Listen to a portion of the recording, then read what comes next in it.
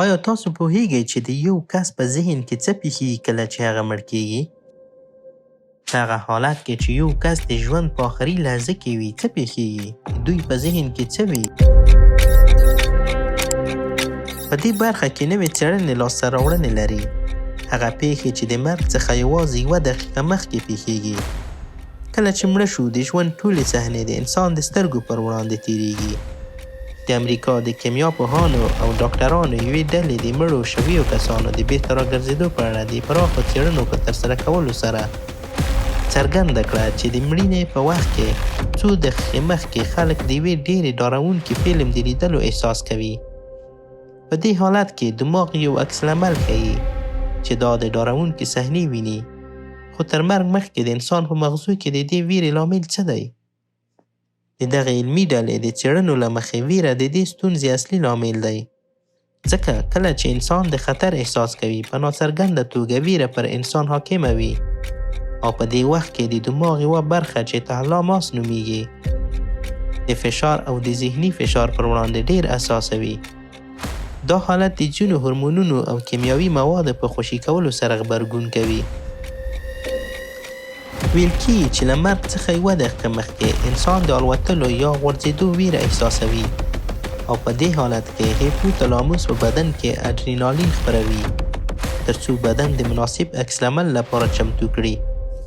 دا څېړنې ښیي چې په ډېرو مواردو کې خلک هڅه کوي چې د مرګ په وخت کې چیغې وهي لکه یو ډارونکی فلم چې ګوري مګر دوی غږ نه اوري. حقیقت کې دا د هیچا غوږونو ته نه رسیږي ځکه چې په دې وخت کې تنفس بند شوی وي او دماغ کار پرې ایښی وي. د مرګ په وخت کې د هغه د شاوخوا خلکو سره د یوې شخصي اړیکې قطع کېږي. نه مړی کولی شي خپل مشاهدات ورته ووایي او هغه ځان بیان کړي چې پر ده باندې څه تېرېږي، او نه هم د هغه شاوخوا خلک د دې توان لري چې د مړ شوي کس معلومات او مشاهدات ومومي. د ځینې ساینسپوهانو د څېړنو له مخې ویره د مرګ پر مهال د مغزو د عکس العمل اصلي لامل دی، لکه څنګه چې د انسان د سترګو مخې ته یو وحشتناک فلم ښودل کېږي. خو په دې وخت کې واقعاً څه کېږي؟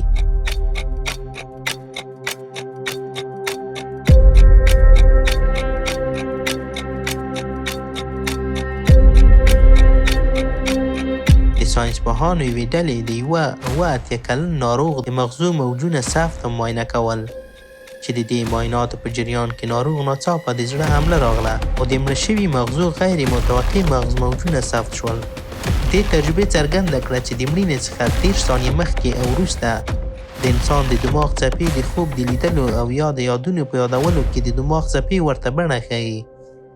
د دماغ داسې فعالیتونه شتون وړاندیز کوي چې یادول د خلکو د ژوند په وروستیو شېبو کې واقع کېږي.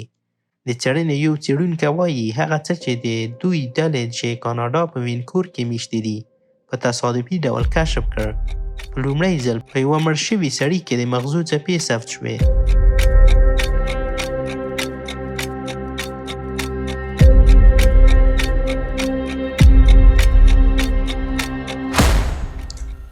هغه وویل دا پیښه په بشپړ توګه تصادفي وه. موږ باید داسې تجربه نه درلوده. هغه وایي که موږ کیسې ته له فلسفي نظره وګورو، که مغز وکولی شي تیرو ته د بېرته راګرځېدو په بڼه یادونه وڅېړي، ډېر احتمال به ښه او خوږې خاطره غوره کړي.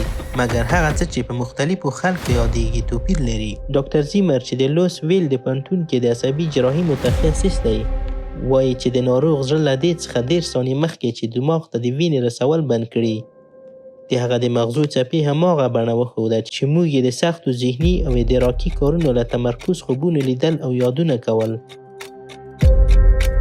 دا څپې د 10 ثانیو لپاره دوام وکړ. شاید دا د ژوند د یادونو وروستی یادونه وي چې موږ یې تجربه کوو، او دا یادونه د مرګ د مخه په وروستیو شېبو کې زموږ له ذهنونو څخه تېرېږي.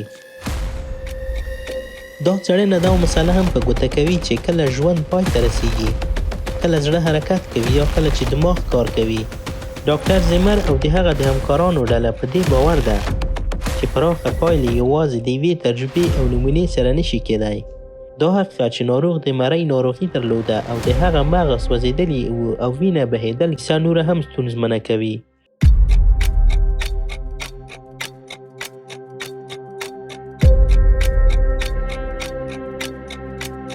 ډاکټر زیمر وایي زه معمولا د یوې قضیې راپور نه ورکوم او په 2014 کال کې د لومړۍ قضیې سره مخ کېدو وروسته د هغه د دې تحلیل د پیاوړتیا لپاره د نورو قضیو مستند کولو هڅه وکړه، مګر د صحیح موږکانو په اړه د 2014 مطالعې ممکنه مرسته وکړي. په دې تحلیل کې امریکایي څېړونکو د مړینې په وخت کې د موږکانو د زړونو د حرکت کولو څخه تر 30 ثانیو پورې د دماغي څپو لوړه کچه ثبت کړه، لکه د هغه څپو په څیر چې ډاکټر زیمر په مرۍ اخته ناروغ کې ثبت کړي. ډاکټر زیمر وایي چې د دواړو مطالعاتو ترمنځ ورته والی د پام وړ دی. دوی هیله لري چې د دې انساني قضیې د راپور خپرېدل په نږدې مړینې تجربو په برخه کې د لا زیاتو څېړنو لپاره لاره هواره کړي. ډاکټر زیمر وایي زه فکر کوم چې د مړینې نږدې تجربې پر اسرار او روحاني تجربې دي او زموږ په څېر موندنې هغه شیبې دي چې ساینسپوهان یې تجربه کوي.